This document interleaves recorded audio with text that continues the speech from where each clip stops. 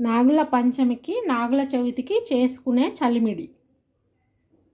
చలిమిడికి కావాల్సినవి: బియ్యం గంట సేపు నానబెట్టుకోవాలి, బెల్లం తురుము, నువ్వులు, ఇలాచి.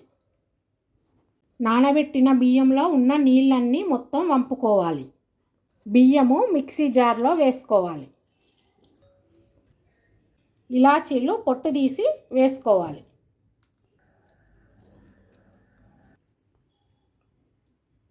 మిక్సీ పట్టుకోవాలి. పిండి మెత్తగా పట్టుకొని నువ్వులు వేసుకోవాలి. మిక్సీ పట్టుకోవాలి. నువ్వులు వేసి కొంచెం మిక్సీ పట్టుకున్న తర్వాత బెల్లం వేసుకోవాలి. మిక్సీ పట్టుకోవాలి.